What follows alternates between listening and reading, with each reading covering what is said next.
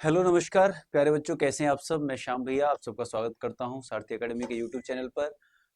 जैसा कि आपको पता है कि 10th का बैच हमने स्टार्ट किया, इसमें हमने अब तक 3 लेक्चर ले लिए हैं और आज चौथा लेक्चर है। हमने आपको एचसीएफ और एलसीएम निकालना सिखाया था। इस पे बेस्ड कुछ क्वेश्चंस आज हम करेंगे। पिछली बार भी हमने बनाए थे, लास्ट लेक्चर में भी, और इसमें भी बनाएंगे। ठीक है भाई, शुरू करते हैं बिना कोई देर किए। चलिए, अभी तक मैं आपको क्या क्या सिखा चुका हूँ वो चीजें देख लीजिए। हम इंट्रो कर चुके हैं, क्लासिफिकेशन ऑफ नंबर में काफी कुछ कर चुके हैं, रेशनल और इरेशनल के बारे में चर्चाएं करेंगे एक सेपरेट लेक्चर में। यूक्लिड डिवीजन लेमा के बारे में भी बात कर चुके हैं, यूक्लिड डिवीजन एल्गोरिथम के बारे में भी बात कर चुके हैं। फंडामेंटल थ्योरम ऑफ अरिथमेटिक भी बता चुके हैं कि every composite number can be expressed in the form of product of prime numbers. ठीक है, and that factorization is unique. तो हम फंडामेंटल थ्योरम ऑफ अरिथमेटिक की भी बात कर चुके हैं। प्रूविंग इरेशनलिटी ऑफ नंबर्स, ये अभी हमने छोड़ रखा है। Finding HCF and LCM and relation between them, तो मैंने आपको एचसीएफ और एलसीएम निकालना सिखा दिया था। चलिए आगे की कहानी शुरू करते हैं। उससे पहले थोड़ा सा समझ लेते हैं कि सर मैंने आपको बताया था कि अगर हमारे पास में दो नंबर हैं ए एंड बी,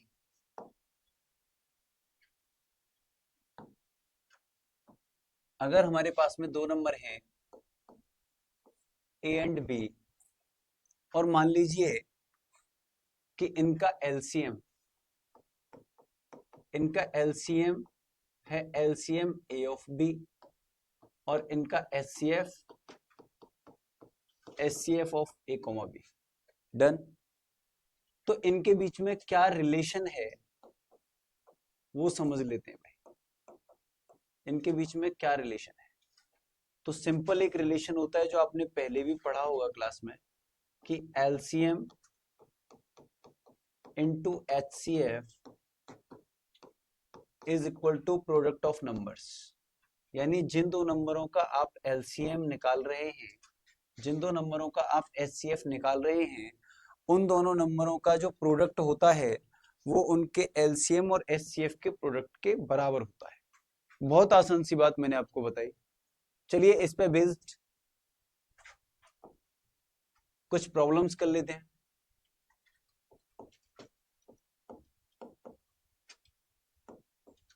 लीजिए भाई आपके लिए प्रॉब्लम नंबर फर्स्ट। मैंने कहा आपसे कि मान लीजिए 14 एंड 16 आपके पास में दो नंबर हैं और आपको ये रिलेशन वेरीफाई करना है। क्या करना है? रिलेशन वेरीफाई करना है। तो सबसे पहले तो इनका एलसीएम निकालते हैं। देखिए यहाँ पे ए हो जाएगा 14 और मैंने बी मान लिया 16। तो इनका एलसीएम कैसे करेंगे? प्राइम फैक्टराइजेशन मेथड से। भाई 14 को मैं क्या लिख सकता हूँ बताइए? 2 की पावर 1 इंटू 7 की पावर 1। 16 को हम क्या लिख सकते हैं? तो आप कहोगे श्याम भैया 16 को लिख सकते हैं हम 2 की पावर 4। ठीक है जी। चलिए एचसीएफ निकालिए। एचसीएफ क्या आ जाएगा? तो हमने कहा कि एचसीएफ के लिए कॉमन नंबर ले लीजिए और कॉमन नंबर की सबसे छोटी पावर ले लीजिए। देखिए यहाँ पे 2 की पावर 1 है, यही छोटी है, तो हम 2 की पावर 1 ही लेंगे। तो 2 की पावर 1 यानी इनका एचसीएफ क्या हो जाएगा? 2 हो जाएगा। एलसीएम कैसे निकालेंगे? तो एलसीएम के लिए बताया था कि जो कॉमन नंबर है उसकी बड़ी पावर ले लीजिए, बाकी जो बचे हुए नंबर हैं उनकी भी बड़ी पावर ले लीजिए। यानी एलसीएम के लिए बड़ी पावर ली जाती है। सिंपल। चलिए इसका मतलब कितना आ जाएगा बताओ? एलसीएम कितना आ जाएगा इनका? कैलकुलेट करके बताइए।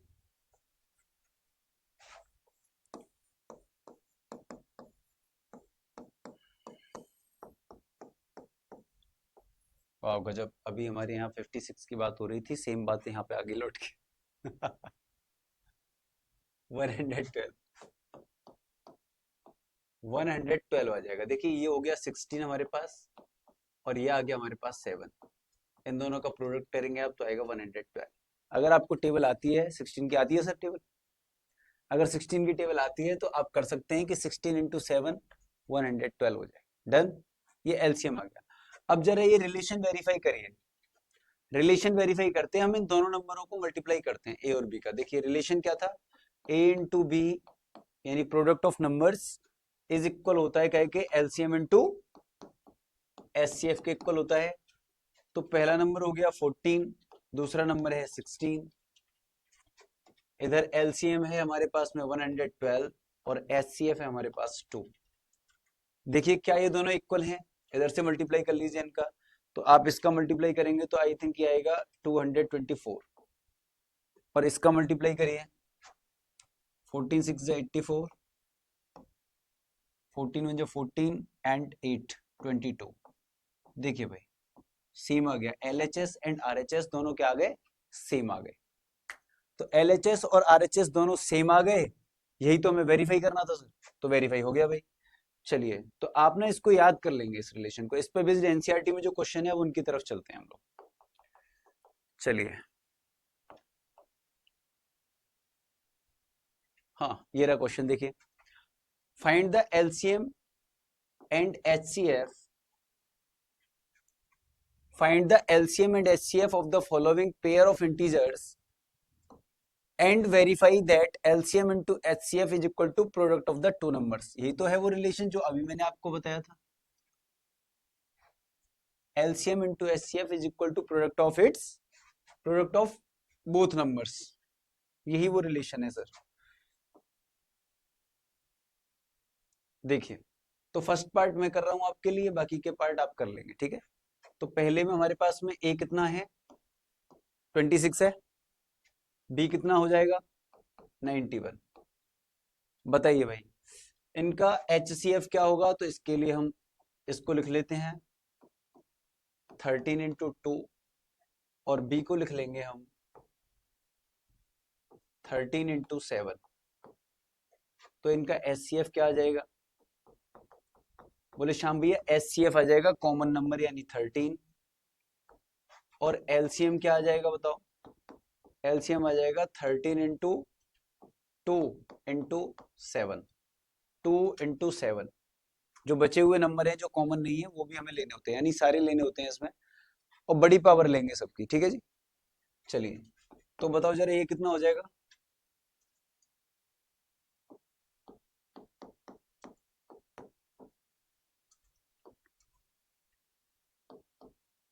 One 182, right. तो 182 हो जाएगा सर ये एलसीएम इसका। अब वेरिफिकेशन कर लेते हैं, यहाँ पे ऐसे लिखना है आपको वेरिफिकेशन। वेरिफिकेशन जब आप करेंगे तो भैया सबसे पहले लीजिए आप एलएचएस। एलएचएस क्या है, एलसीएम इंटू एचसीएफ। तो एलसीएम ले लीजिए 182 और एचसीएफ ले लीजिए 13, और इनका जरा मल्टीप्लाई कर लीजिए, बताइए कितना आएगा, 13 दूनी 26, 13 अट्ठे 104 और 2 106।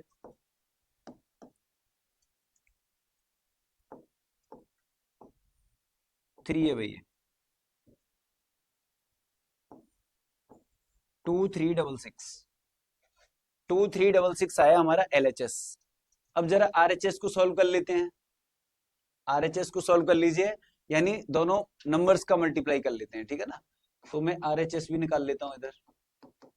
आरएचएस कितना आएगा हमारा 26 इंटू 91, ठीक है मनीष जी, ये आएगा। ओके लीजिए भाई,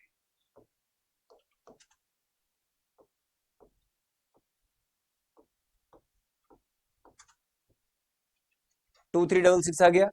इसका मतलब ये दोनों सेम आ गए, तो मैंने कहा हेंस वेरीफाइड। इसका मतलब मैं ये कह सकता हूं कि यहाँ पे आरएचएस और एलएचएस दोनों क्या है, आपस में बराबर है। जब ये दोनों आपस में बराबर है बेटा, तो हम कह सकते हैं कि ये रिलेशन क्या हो गया, वेरीफाइड हो गया, हेंस वेरीफाइड। ठीक है जी। तो मैंने आपको एक पार्ट करके बता दिया है, बाकी के पार्ट आप खुद से सॉल्व कर लीजिएगा। सेम ही करना है, पहले जो नंबर दे रखे हैं उनका एचसीएफ निकालना है, और क्या निकालना है, एलसीएम निकालना है। एचसीएफ निकालना है और क्या निकालना है, एलसीएम निकालना है। ठीक है जी। तो एचसीएफ निकालिए और एलसीएम निकालिए, और फिर इस रिलेशन को वेरीफाई करके दिखा दीजिए। ये एलएचएस और ये आरएचएस दोनों इक्वल आ जाएंगे आपके पास, ठीक है। तो ये कर लेंगे आप। चलिए अब ये जरा क्वेश्चन देखिए, इस रिलेशन पे बेस्ड क्वेश्चन है, बहुत ही प्यारा क्वेश्चन, बहुत ही गजब का question. Given that HCF of 306 and 657 is 9। तो आपको एलसीएम बताना है, एलसीएम बताना है। तो क्या करेंगे भाई, सिंपल काम करना है। आपको पता है, वी नो दैट, हम जानते हैं ये बात। बोले श्याम भैया कौन सी बात जानते हैं?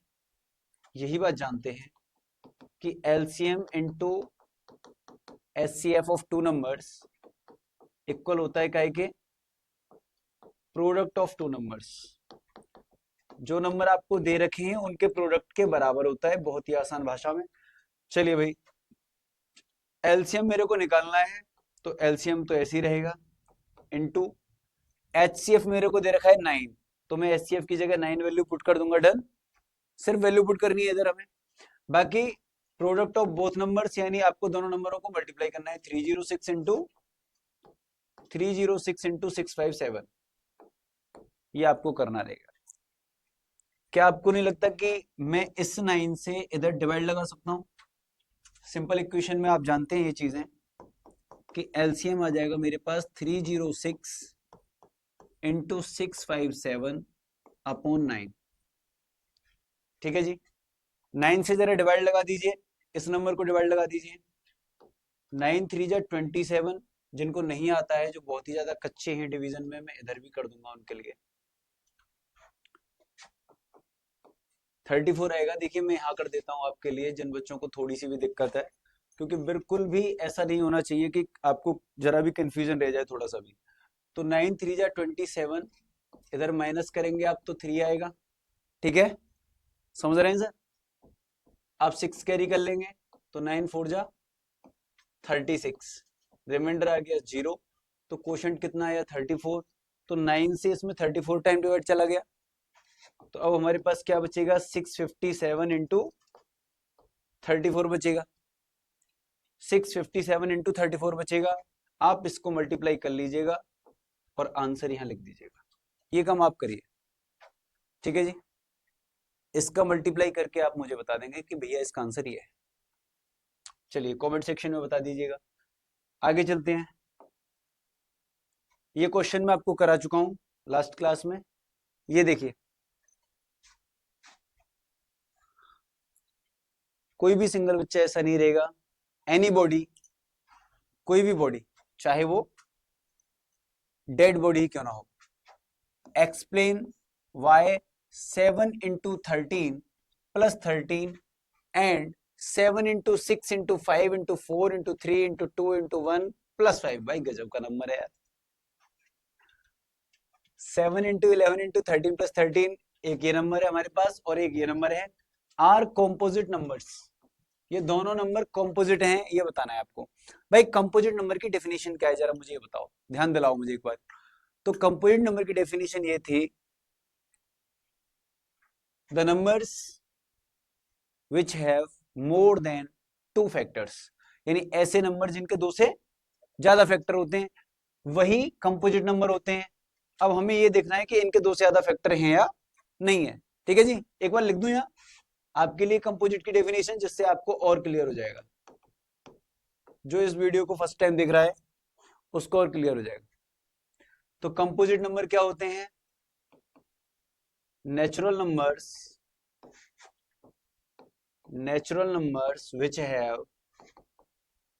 which have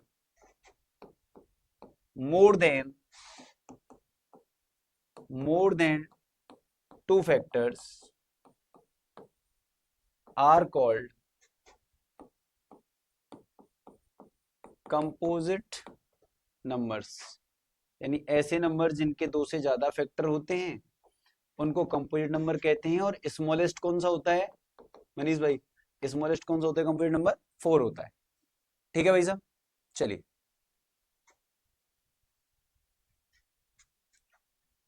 अब मेरे को हटाना भी पड़ेगा, चलो हटा लेते हैं।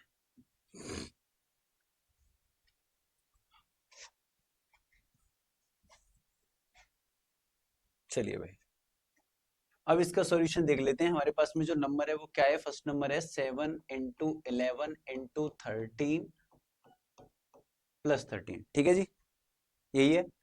मैं ये कह रहा हूं, देखिए ये इतना पार्ट अलग है, प्लस इतना पार्ट अलग है। ये तो साफ दिख रहा है भाई, ये मल्टीप्लाई हो रहे हैं तो ये एक ही टर्म बनाएंगे, ठीक है जी। ये मल्टीप्लाई हो रहे हैं तो ये एक ही टर्म बनाएंगे, तो 7 into 11 into 13 is a single term, plus 13 is another term, दो अलग अलग टर्म है। तो इन दोनों में से मैं देख रहा हूं कि 13 यहां भी है और 13 यहां भी है, तो 13 को मैं क्या ले सकता हूं, कॉमन ले सकता हूं। तो मैंने यहां से 13 कॉमन ले लिया, तो अब बताओ क्या बचेगा। अब बचेगा 7 इंटू 11 प्लस 1। भाई यहां से 13 चला गया तो 1 बचेगा। क्या ये सिंपल मैथमेटिक्स समझ में आ रहा है आपको? आपने 13 कॉमन लिया तो यहाँ 13 की जगह 1 बचेगा, ठीक है भाई। तब तो मैं ये कह सकता हूं कि ये हो गया 13 इंटू, ये हो गया 77 प्लस 1, तो 13 इंटू 78 आ गया। 13 इंटू 78 आ गया। और आपको पता है, आपको बहुत अच्छे से पता है कि अगर 13 और 78 आ रहे हैं, भाई देखो प्राइम नंबर क्या होता है पता है आपको? प्राइम नंबर होता है जिसके ओनली 2 फैक्टर होते हैं। तो इसके तो 2 से ज्यादा हो गए ना भाई। 2 कौन कौन से होते हैं? 1 and number itself, 1 and number itself, ये होते हैं 2 फैक्टर प्राइम नंबर के। लेकिन यहां मैं देख रहा हूं कि 1 के अलावा 13 और 78 दो फैक्टर और आ गए हमारे पास। इसका मतलब इसके फैक्टर क्या हो गए? मोर देन 2 हो गए। तो मोर देन 2 हो गए तो हम कह सकते हैं, so we get more than 2 factors of this number, ठीक है। जिनको अब भी समझ में नहीं आ रहा वो समझो कि 78 कंपोजिट नंबर है, और 78 के फर्दर और हो जाएंगे भाई। 78 को ब्रेक करोगे ना आप, तो 78 के तो और भी फैक्टर हो जाएंगे। तो इसके मोर देन 2 फैक्टर आ गए, और मोर देन 2 फैक्टर आ गए, इसका मतलब ये नंबर कैसा है? कंपोजिट है। Hence this number is composite. लीजिए सर, हो गया सर पहला क्वेश्चन, ठीक है जी। क्या सेम तरीके से आप दूसरा क्वेश्चन नहीं कर पाएंगे? अगर आप थोड़े से भी होशियार हैं, थोड़े से कह रहा हूं, अगर आप थोड़े से भी होशियार हैं तो आप कर लेंगे। चलिए मैं करा देता हूं वैसे, ठीक है भाई। ये पहला पार्ट हो गया, अब हम दूसरे पार्ट पे चलते हैं। वो भाई कंटिन्यूटी मेंटेन हो गई आपकी? ठीक है भाई, चलिए तो सेकंड पार्ट देख लेते हैं फटाफट से। देखिए फटाफट, 7 into 6 into 5 into 4 into 3 into 2 into 1 plus 5। तो कोरिया का बच्चा भी ये बता देगा कि भैया इसमें 5 कॉमन है। समझ रहे हैं आप? चाहे उत्तर कोरिया का हो चाहे दक्षिण कोरिया का हो, वो भी बता देगा कि आप इसमें से 5 कॉमन ले लीजिए भैया, चाहे वो हमारी लैंग्वेज ना समझे लेकिन बता देगा। तो बताओ भाई, 5 हमने कॉमन ले लिया इसमें से, 5 कॉमन ले लिया। चलिए तो क्या बचेगा?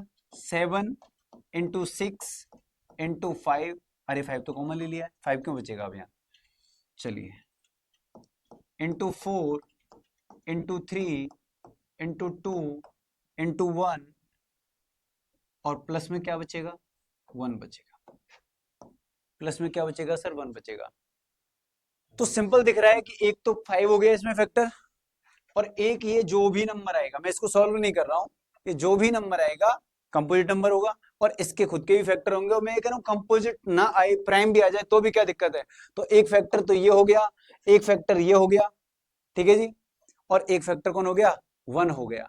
तो इसके कितने फैक्टर हो गए? मोर देन 2 फैक्टर हो गए। तो हम यहां लिखेंगे this number has more than 2 factors. Clearly, बिल्कुल साफ साफ दिख रहा है ये बात, बिल्कुल साफ दिख रहा है मेरे को ये बात, कि इसके जो फैक्टर हैं वो 2 से ज्यादा हो गए, ठीक है जी। जिन बच्चों को नहीं दिख रहे मैं बता देता हूं, एक फैक्टर 1 होगा, एक 5 हो गया, और 5 के साथ ये नंबर मल्टीप्लाई में आ रहा है, तो एक फैक्टर ये नंबर भी हो जाएगा। ठीक है जी, 3 फैक्टर हो गए इसके। तब तो मैं कह दूंगा hence hence this number is a composite number, this number is a composite number. चलिए सर, ये भी क्वेश्चन सॉल्व हुआ। बहुत ही प्यारा क्वेश्चन था, मजा आ गया एकदम करके। ठीक है, ये देखिए अब इस क्वेश्चन को बनाइए। There is a circular path, भाई एक सर्कुलर पाथ है हमारे पास, बहुत सही। अराउंड अ स्पोर्ट्स फील्ड, एक स्पोर्ट फील्ड के चारों तरफ एक सर्कुलर पाथ है, एक सर्कुलर रास्ता है। ठीक है जी। Sonia takes 18 minutes to drive 1 round of the field. इस फील्ड का एक चक्कर, मान लीजिए यहाँ स्टार्टिंग पॉइंट है, ये यहाँ से शुरू करते हैं हम, तो सोनिया जाती है और वो एक चक्कर लगा के आती है, इसका 1 राउंड कंप्लीट करती है कितनी देर में?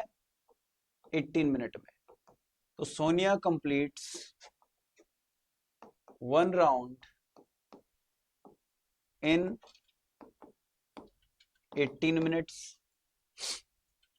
जबकि Ravi takes 12 minutes for the same. Ravi एक चक्कर लगाने में कितना टाइम लेता है? 12 मिनट्स लेता है। ठीक है, रवि टेक्स 12 मिनट्स, रवि को 12 मिनट लगते हैं। Suppose they both start at the same point, मान लीजिए उन्होंने एक ही पॉइंट से क्या किया? स्टार्ट किया, ये स्टार्टिंग पॉइंट है। तो अगर दोनों ने इसी स्टार्टिंग पॉइंट से रन करना शुरू किया, तो पूछ रहा है कि and go in the same direction, एक ही दिशा में भाग रहे हैं, यानी इधर ही सोनिया चक्कर लगा रही है और ऐसे ही रवि भी लगा रहे हैं। ठीक है जी, सेम साइड में लगा रहे हैं। After how many minutes will they meet again at the starting point, तो कितने मिनट बाद वो दोनों फिर से स्टार्टिंग पॉइंट पे मिलेंगे? कितनी देर बाद वो दोनों स्टार्टिंग पॉइंट पे मिलेंगे? तो सिंपल क्वेश्चन है कि जब हमें इस तरह का क्वेश्चन मिले कि उसमें 2 या 3 एथलीट भाग रहे हैं और हमसे ये पूछा जाए कि वो कब सेम पॉइंट पे मिलेंगे, meet again at the same starting point, तो इस तरह के क्वेश्चन में क्या निकालना होता है सर? समझ गए आप लोग? चलिए, तो बताइए भाई, 12 एंड 18, तो 12 एंड 18 का एलसीएम बताइए मुझे। भाई मुझे तो कॉमन पॉइंट पकड़ना है ना, तो कॉमन पॉइंट किससे निकलेगा? एलसीएम से। तो एलसीएम निकाल दीजिए फटाफट से 12 एंड 18 का। 12 एंड 18 का एलसीएम निकालिए।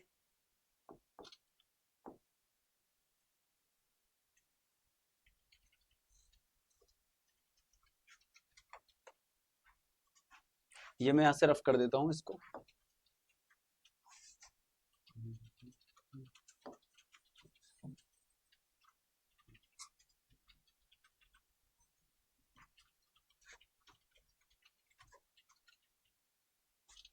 तो आप कहोगे शाम भैया एलसीएम ऑफ 12 एंड 18 आ जाएगा कितना? 36। 36 आ जाएगा सर। इसका मतलब इनका कॉमन पॉइंट 36 मिनट में होगा। चलिए, तो कितने मिनट बाद मिल जाएंगे सेम पॉइंट पे? आप कहोगे 36 मिनट बाद, यही इसका आंसर हो जाएगा। चलिए आगे बढ़ते हैं अब।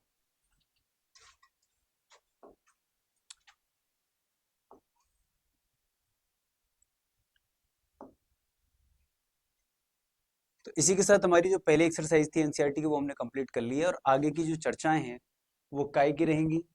अब हम बात करेंगे भाई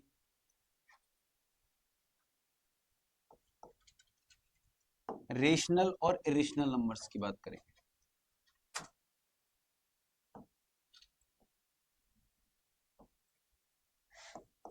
तो हमारा टॉपिक रहेगा rational and irrational numbers. 9th class में इन दोनों ही प्रकार के नंबर से आपका परिचय हो चुका है। फिर भी मैं फिर से आपको एक आइडिया दे देता हूं दोबारा से, जिससे आपको थोड़ा क्या हो जाएगा, क्लियर हो जाएगा। तो भैया रेशनल नंबर क्या होते हैं, इसकी डेफिनेशन क्या है, सबसे पहले ये देख लेते हैं। तो रेशनल नंबर्स की डेफिनेशन है the numbers which can be expressed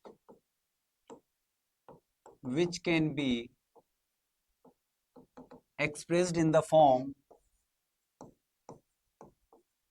form of P upon Q, where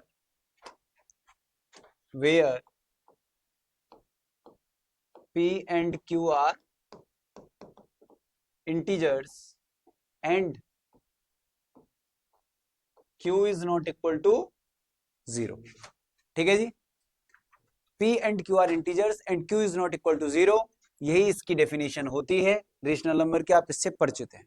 okay, ठीक। इरेशनल नंबर के बारे में क्या ख्याल है सर? तो आप कहेंगे कि इरेशनल नंबर के बारे में हमारा जो ख्याल है वो बहुत ही अच्छा ख्याल है, और वो ये है, द नंबर्स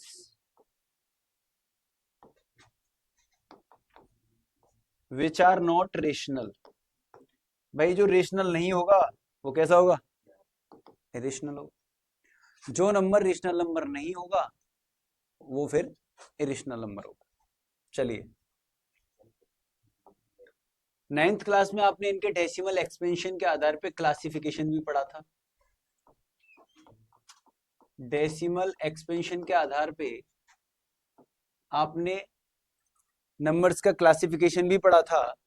तो आपको याद होगा कि रियल नंबर्स जो होते हैं, इन रियल नंबर्स को आप दो जगह क्लासिफाई कर सकते हैं। किस किस में क्लासिफाई कर देंगे? बोले श्याम भैया, रेशनल और दूसरा इरेशनल।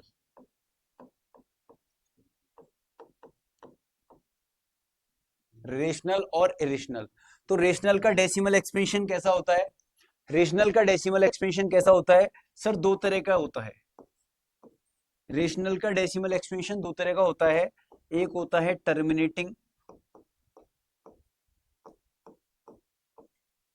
टर्मिनेटिंग डेसिमल एक्सपेंशन, और दूसरा आपने पढ़ा था 9th क्लास में,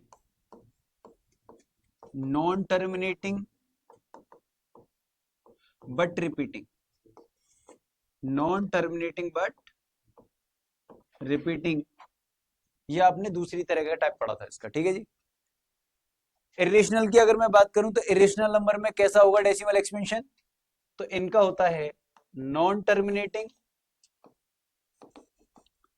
and non repeating. Non terminating and non repeating. ठीक है, ज्यादा चर्चा इसलिए नहीं करूंगा क्योंकि 9th क्लास में इसको ऑलरेडी आप पढ़ के आ रहे हैं नंबर सिस्टम चैप्टर में। ठीक है जी, ओके।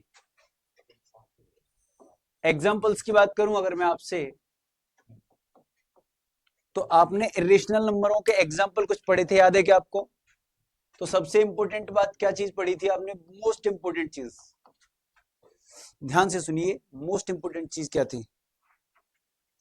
कि अगर अंडर रूट के अंदर, अगर अंडर रूट के सिंबल के अंदर आपको प्राइम नंबर मिल रहा है, अगर आपको अंडर रूट के अंदर प्राइम नंबर मिल रहा है, तो अंडर रूट पे 100% कैसा नंबर होगा प्यारे बच्चों? इरेशनल होगा। ऐसा आप 9th क्लास में सीख के आ रहे हैं। दूसरा पॉइंट क्या सीख के आ रहे हैं? कि अगर अंडर रूट के अंदर नॉन परफेक्ट स्क्वायर नंबर होगा, नॉन परफेक्ट स्क्वायर नंबर होगा, तो ये भी कैसा नंबर होगा? फिर इरेशनल होगा। ये भी इरेशनल होगा। ठीक है जी। अगर रूट के अंदर प्राइम नंबर है तो इरेशनल होगा, नॉन परफेक्ट स्क्वायर नंबर है तो भी इरेशनल होगा। इसका मतलब कुछ एग्जांपल्स देख लेते हैं फिर।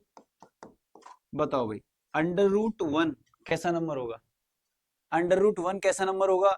तो आप कहोगे श्याम भैया अंडर रूट 1 में 1 आ रहा है, और 1 अपने आप में एक परफेक्ट स्क्वायर नंबर। इसका मतलब ये नंबर कैसा होगा सर? रेशनल होगा। ये नंबर रेशनल होगा सर। अब मैं पूछता हूं आपसे कि रूट 2 कैसा नंबर होगा? तो आप कहोगे अंडर रूट 2 है और 2 इज द प्राइम नंबर, तो मैं कह सकता हूं कि ये नंबर इरेशनल होगा, इरेशनल होगा। √3 कैसा नंबर होगा? तो आप कहोगे सर 3 भी हमारा प्राइम नंबर है तो ये भी इरेशनल ही होगा। √4 की अगर मैं बात करूंगा तो ये 2 देगा मेरे को। भाई √4 क्या देगा मेरे को? 2 देगा। तो फिर मैं कहूंगा कि भैया ये रेशनल है। √5 के बारे में अगर हम बात करेंगे तो देखो 5 प्राइम नंबर है तो ये इरेशनल हो गया। √6 की बात करेंगे, अब बताओ भाई √6 के बारे में बताओ क्या ख्याल है, ये रेशनल है कि इरेशनल है? हाँ सर क्या ख्याल है?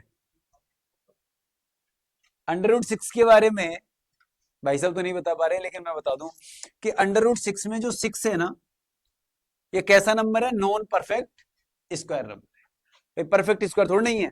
परफेक्ट स्क्वायर कौन कौन से होते हैं? 1, 4, 9, 16, 25।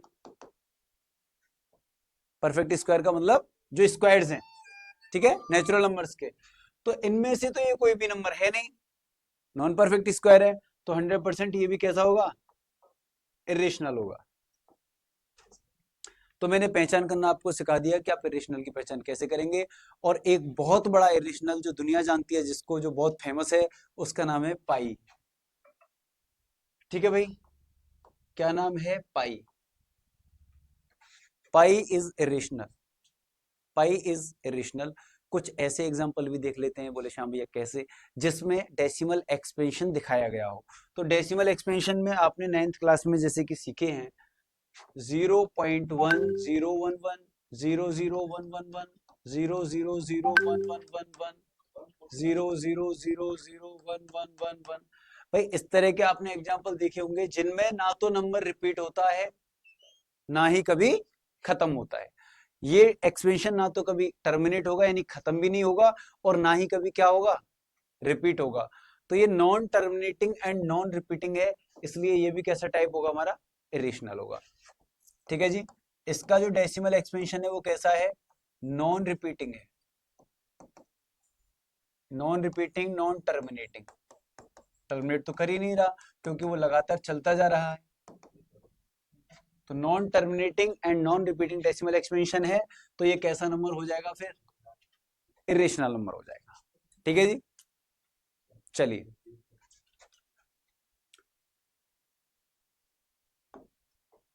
अब बात आती है कि जो नंबर इरेशनल है उसको इरेशनल प्रूव कैसे करें, क्योंकि 9th क्लास में हमने ये देखा कि ये नंबर इरेशनल है, लेकिन अब 10th स्टैंडर्ड में हमें ये देखना है कि हम इसको इरेशनल प्रूव कैसे करेंगे। यानी हमारा जो अब टॉपिक रहेगा वो रहेगा how to prove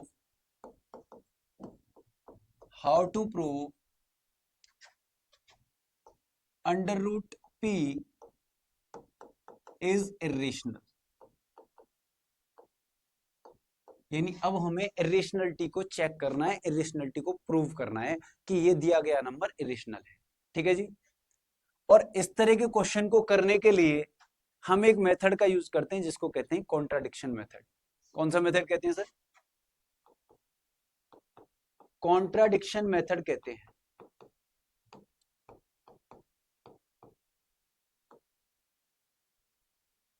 contradiction method क्या है? कॉन्ट्राडिक्शन मेथड क्या है?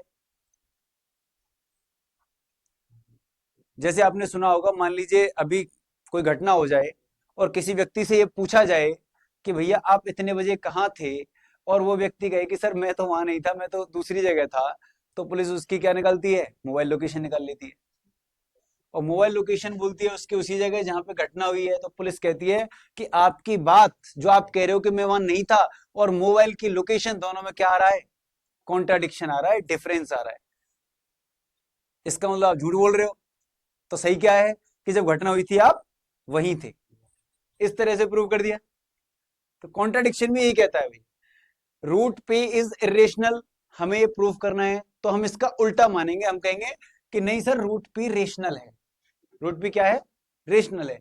लेकिन जब हम इसको रेशनल मान के आगे प्रोसेस बढ़ाएंगे तो आगे चल के ये रेशनल की तरह एक्ट नहीं करेगा, इसकी प्रॉपर्टी रेशनल से मैच नहीं करेगी, और फिर हम कह देंगे कि भैया आपकी प्रॉपर्टी रेशनल से मैच नहीं कर रही, तो आप कौन है?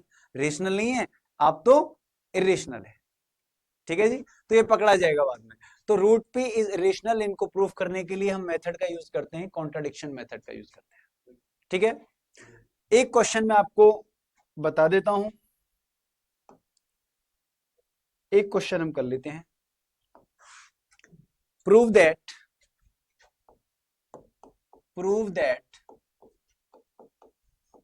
बहुत फेमस क्वेश्चन है ये, बार बार आता रहा है बोर्ड के अंदर ऐसा question. Prove that root two is irrational, prove that root two is irrational.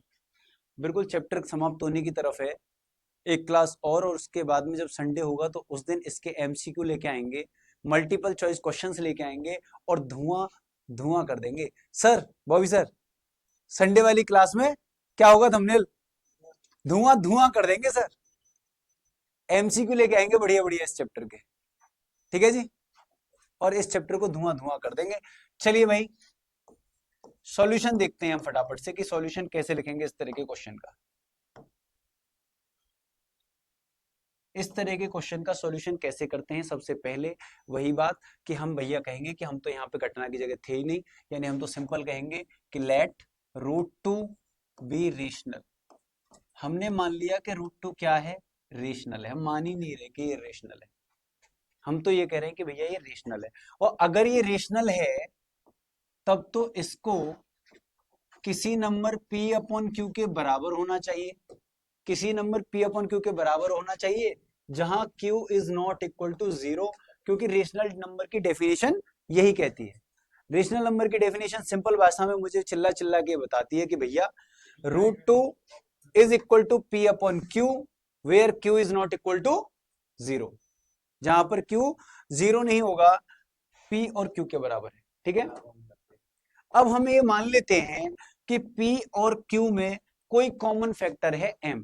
ऐसा मैं मान रहा हूं क्योंकि मैं चाहता हूं कि इसको सिंपलेस्ट फॉर्म में कर लिया जाए जब इसमें कोई भी फैक्टर कॉमन ना रहे। तो हम क्या करेंगे? Let M B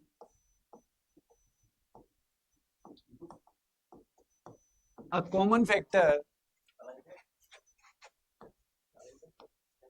of P and Q, so divide P and Q by M। मैंने मान लिया कि इनमें M कॉमन फैक्टर है, और कॉमन नहीं, मैं तो ये कह रहा हूं हाईएस्ट कॉमन फैक्टर है, HCF है। जब हम HCF से दोनों को डिवाइड लगा देंगे तो इसके अंदर कुछ भी कॉमन बचेगा नहीं, और फिर जो नंबर रह जाएंगे न्यूमरेटर एंड डिनोमिनेटर वो क्या हो जाएंगे? कोप्राइम नंबर हो जाएंगे, यानी फॉर्म कैसी हो जाएगी? सिंपलेस्ट फॉर्म हो जाएगी। तो मैं इसको सिंपलेस्ट फॉर्म में कन्वर्ट कर लूंगा, मैं इसको M से डिवाइड लगा दूंगा। तब तो मैं ये कहूंगा कि मान लीजिए इसको डिवाइड लगाने के बाद मेरे पास क्या आ गया? रूट टू इक्वल टू आ गया A upon B. A upon B आ गया sir, where B is not equal to 0 and A and B are co-primes। अब मैं ये कह रहा हूं कि जो संभावना थी कि P और Q में कुछ कॉमन हो सकता है, मैंने इस कॉमन को ले लिया और P और Q को क्या कर दिया? काट दिया। और जब P और Q को काट दिया तो अब आ गया A अपॉन बी, और A अपॉन बी में कुछ भी कॉमन नहीं है, ऐसा मैंने मान लिया, ये कोप्राइम नंबर है।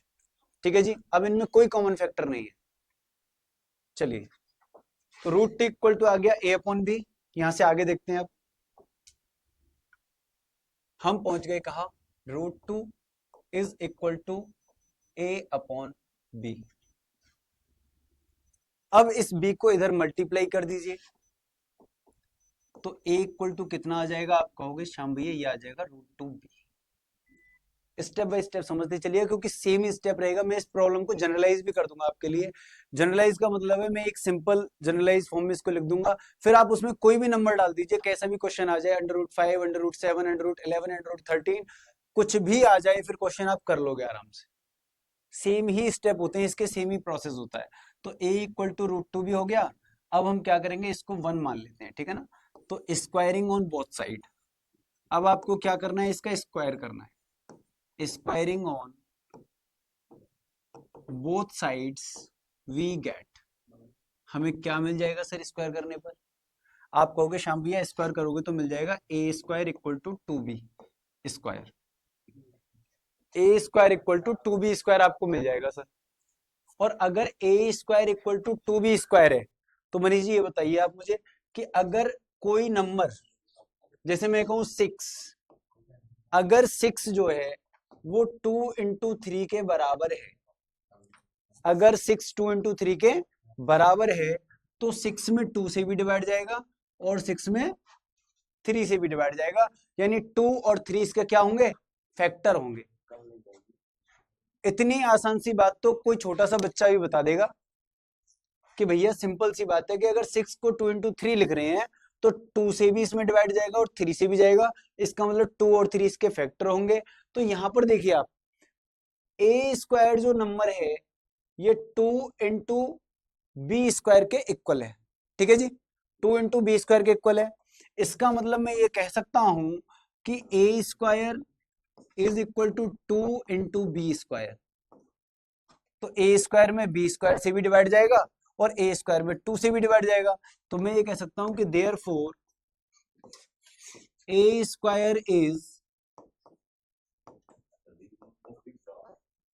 Divisible by 2, A square is divisible by 2 हो जाएगा। अब आप मुझे ये बताइए कि अगर 3 का स्क्वायर 3 से डिविजिबल है तो क्या 3 3 से डिविजिबल नहीं होगा? आप कहोगे बिल्कुल होता है सर। तो ऐसी थ्योरम भी है हमारे सिलेबस में, वो क्या कहती है कि if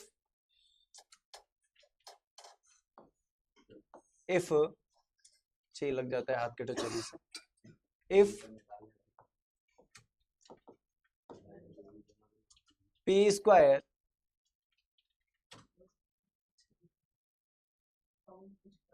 if p divides a square then p also divides a। अगर p जो है वो a स्क्वायर को डिवाइड करता है तो p a को भी डिवाइड करेगा।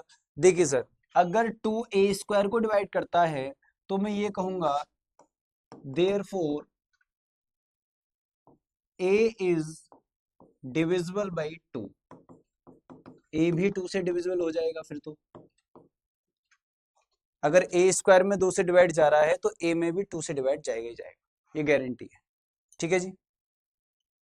अगर ऐसा हुआ है तो मैं ये कह सकता हूं कि जब मैंने ए को 2 से डिवाइड लगाया तो मान लीजिए कोशेंट सी आया, और आप ये बात जानते हैं रिमाइंडर थ्योरम से कि जो डिविडेंड होता है वो divisor into quotient plus remainder के बराबर होता है, और रिमाइंडर इसमें 0 है तो इसका मतलब a इक्वल टू 2c हो जाएगा। चलिए, तो अगर a इक्वल टू 2c है तो मैं आपसे सिर्फ ये कह रहा हूं कि आप इसका स्क्वायर कर लीजिए, स्क्वायरिंग बोथ साइड।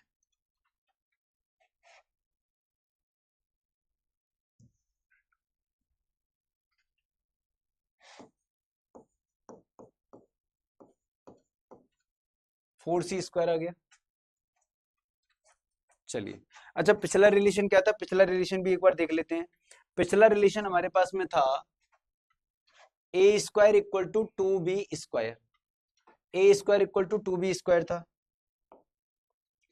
तो ए स्क्वायर की जगह पे अब यहां पुट कर दीजिए आप, putting A square equal to 2b square from first. आपने पहली इक्वेशन में से यहाँ पे ए स्क्वायर की जगह क्या रख दिया, 2b स्क्वायर रख दिया, तो ए स्क्वायर की जगह 2b स्क्वायर रख दीजिए भाई। 2b square equal to 4c square. बताइए, 2 से ये कट गया 2 बार, तो यहां से रिलेशन क्या बन गया, B square equal to 2c square आ गया। अब मैं यहां से फिर वही वाली बात कहूंगा कि अगर 2 बी स्क्वायर को डिवाइड करता है, 2 divides B square, then 2 divides B. ठीक है जी। अगर 2b² को डिवाइड करता है तो 2b को भी डिवाइड करेगा। ओके, तो देखो भाई यहां क्या कह रहे थे हम कि a इज डिविजिबल बाई 2। इस जगह हमने क्या रिलेशन निकाला था, देखिए इस जगह हमने बेटा रिलेशन निकाला था कि a इज डिविजिबल बाई 2। इसको मैं मान लेता हूं a पॉइंट, और यहां हमने निकाला है कि b इज डिविजिबल बाई 2। इसको मैं मान लेता हूं b पॉइंट। तब आप मुझे ये बताओ, फ्रॉम 1 एंड 2 हम ये कह सकते हैं कि a and b both are divisible by 2। यानी मैं ये बात कह सकता हूं कि a और b दोनों ही 2 से क्या होंगे, डिवाइड होंगे। अरे सर, अरे सर, अरे सर, ओ हो, आप मुझे बस ये बताओ कि हमने तो ये कहा था कि a और b क्या है, को प्राइम है, इनके अंदर कोई कॉमन फैक्टर नहीं है 1 के अलावा। लेकिन यहाँ पे जब मैंने देखा तो मुझे समझ में आया कि 2 से भी a और b कट रहे हैं, a और b 2 से भी कट रहे हैं। इसका मतलब 2 फैक्टर था इनका कॉमन। समझ रहे हैं आप? भाई हमने क्या माना था कि इनका कोई कॉमन फैक्टर नहीं है, 1 है केवल। लेकिन यहाँ पे क्या आ गया, यहाँ देखने पे पता चला कि सर दोनों 2 से भी कट रहे हैं। इसका मतलब क्या है, ऐसा क्यों हुआ है? ऐसा इसलिए हुआ है क्योंकि हमने √2 को क्या मान लिया था, रेशनल नंबर मान लिया था। ठीक है, तो हम यहां लिखेंगे दिस कॉन्ट्राडिक्शन अराइजेस। ठीक है जी, डिविजिबल बाई 2। अगली स्लाइड पे लिखता हूं, it means a and b have common factor 2 other than 1। यानी कि 1 के अलावा भी इनका एक कॉमन फैक्टर है, और वो कौन है, 2 है। implies a and b are not co-primes। इसका मतलब आप सिंपल कह दोगे कि इसका मतलब श्याम भैया ये को-प्राइम नंबर नहीं है। It means a and b are not co-primes, जबकि हमने तो इसको क्या माना था कि ये को-प्राइम है। तो हम यहां लिखेंगे कि दिस कॉन्ट्राडिक्शन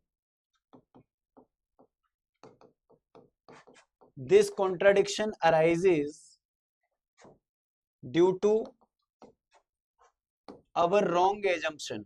हमने गलत चीज मानी थी भाई, आवर रॉन्ग एजम्पशन। क्या माना था हमने, that √2 is rational.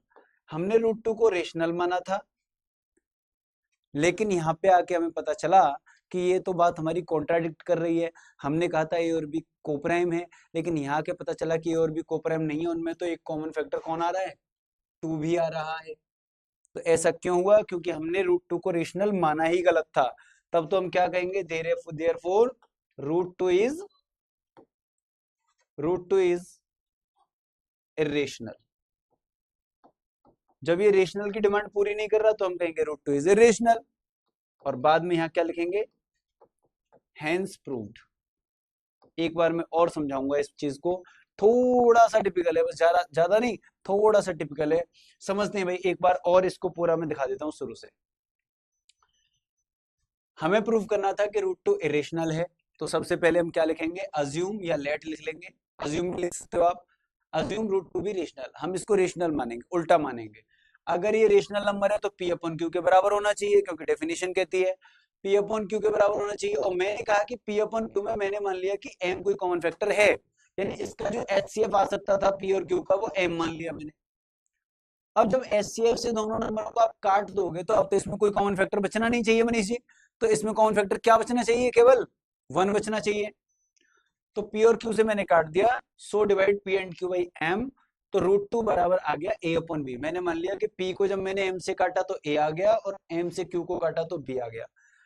And a and b are coprimes. अब a और b कौन हो गए, को-प्राइम हो गए। अब इनमें कोई भी कॉमन फैक्टर नहीं है। चलिए, तो √2 इक्वल टू a/b आ गया, मैंने b को इधर शिफ्ट कर लिया। ये स्टेप ऐसे ही रहेंगे, बिल्कुल डिक्टो, आप समझ लीजिए। ये स्टेप्स को एज इट इज आपको तैयार करना है, लिख के प्रैक्टिस करिएगा। तो √2 में b को मल्टीप्लाई कर लेंगे, a इक्वल टू √2b हो जाएगा, इसको फर्स्ट इक्वेशन मान लिया।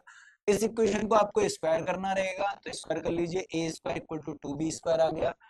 अब 2 इंटू बी स्क्वायर के बराबर है स्क्वायर, इसका मतलब 2 से a स्क्वायर में डिवाइड जाएगा, 2 इसका फैक्टर है a स्क्वायर का। अगर 2 a स्क्वायर को डिवाइड करता है तो 2 a को भी डिवाइड करेगा। ठीक है, ये थ्योरम है इस चैप्टर में कि if p divides a square then p divides a, if p divides a square then p divides a। ठीक है जी, इसका मतलब a इज डिविजिबल बाय 2, तो 2a का कौन हो गया, फैक्टर हो गया। चलिए फिर हमने क्या किया, अगर a में 2 से डिवाइड जाता है तो हमने मान लिया कि a में 2 से जब हमने डिवाइड लगाया तो c टाइम गया, c कोशेंट है, तो dividend equal to divisor into quotient, a equal to 2 into c आ गया। ठीक है जी, हमने c अपनी तरफ से ले लिया है।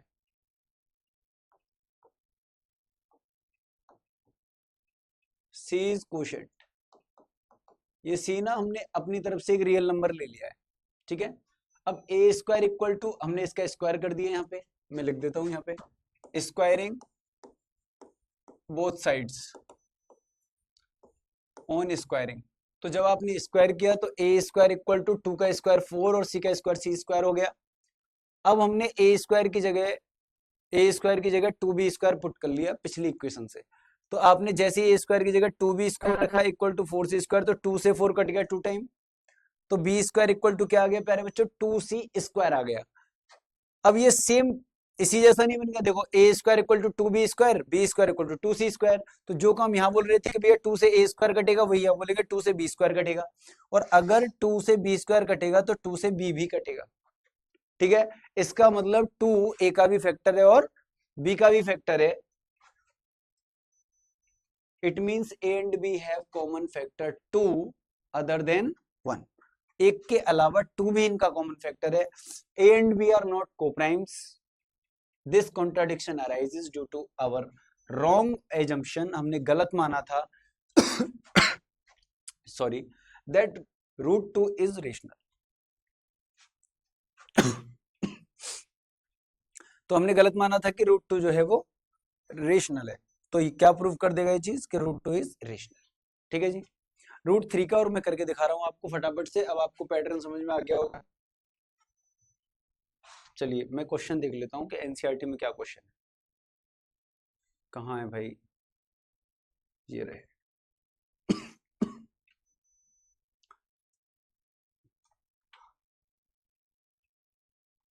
देखिए ये थ्योरम होती है, ये थ्योरम देख लीजिए आप,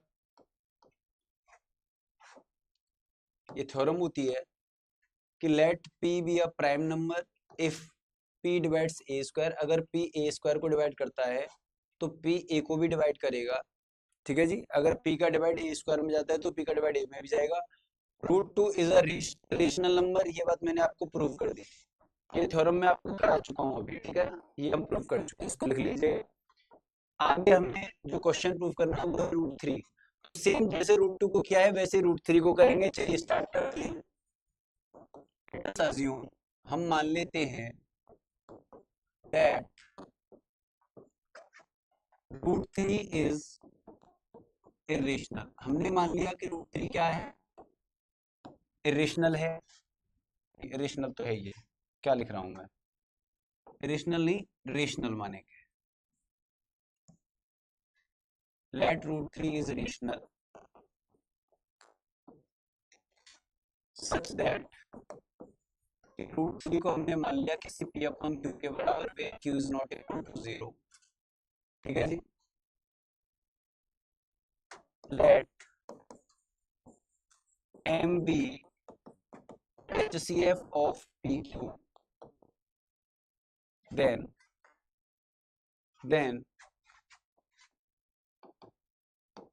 divide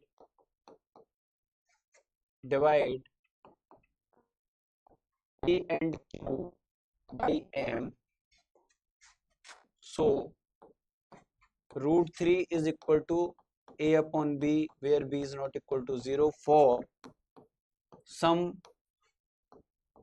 A and B belongs to R, यानी बिलोंग्स टू आर ये रियल नंबर है, ए और कोई रियल नंबर है।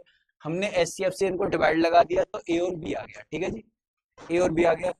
अब देखिए क्या करना है, इसको इधर मल्टीप्लाई करना है, आपको पता ही है √3b इक्वल टू ए आ जाएगा, इसको फर्स्ट मानना है।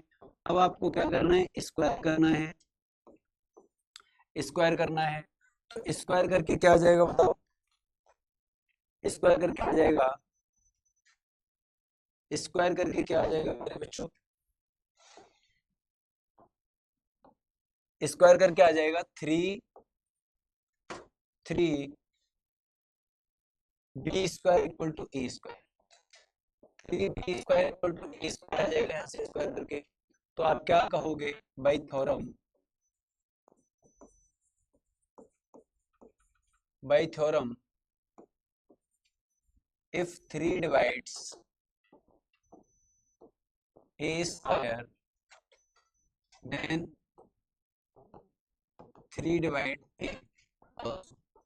भाई अगर ये a स्क्वायर को डिवाइड करता है तो 3 a को भी डिवाइड करेगा, implies कि a इक्वल टू कुछ 3c हो जाएगा, 3c के बराबर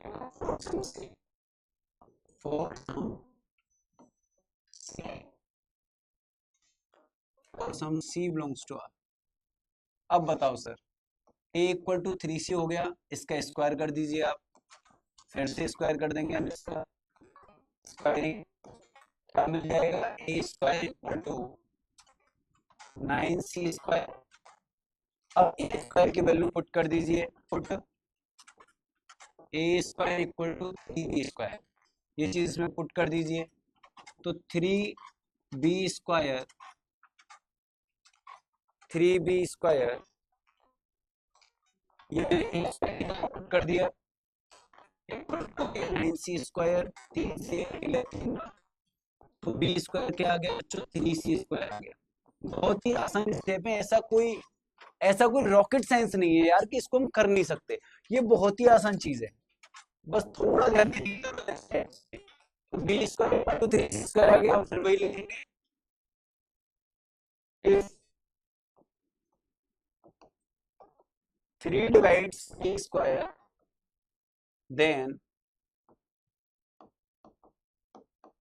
3 divides b, ठीक है जी, 3b को भी डिवाइड करेगा, implies a and b have 3 as common factor, a और b का एक कॉमन फैक्टर कौन हो गया, 3 हो गया, ये हमने कह दिया बाई 1 and 2, बाई 1 and 2, या a and b लिख दीजिए,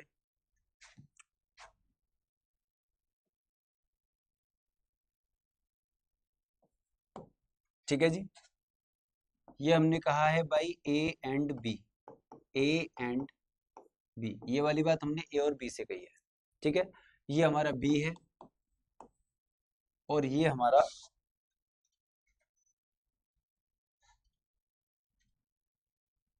कहाँ है, ये हमारा a है, ये हमारा पहला वाला पॉइंट a था और ये हमारा b है, देखिए यहाँ से ऐसे लाइन, पहले ऐसे है फिर ऐसे, तो इसका मतलब a and b have 3 as common factor, 3 इसका कॉमन फैक्टर है, तब तो आप क्या कह देंगे कि श्याम भैया अब तुम सिंपल कह सकते हैं, implies a and b are not coprimes, a और b को प्राइम नहीं है, सिंपल बात, दिस कॉन्ट्राडिक्शन अराइजेस, ऐसा कॉन्ट्राडिक्शन क्यों आया भाई, this contradiction arises due to our wrong assumption, हमने गलत माना था, उसको यहाँ लिख लेंगे, wrong assumption that √3 is rational, हमने √3 को रेशनल माना तो गलत माना, तो क्या कहेंगे, देयरफॉर √3 इज इरेशनल, तब तो √3 को इरेशनल होना पड़ेगा, और यहां लिखेंगे हम हेंस प्रूव्ड, हमने ये चीज प्रूव कर दी सर। तो प्रोसेस यही रहेगा, इसी से आप √5 को भी कर सकते हो सेम तरीके से, जैसे यहाँ पे आपको क्वेश्चन मिल रहा है, ये देखिए एक्सरसाइज में prove that root 5 is irrational, prove that root 5 is irrational. तो इस क्वेश्चन को आप बिल्कुल सेम इसी तरीके से कर देंगे।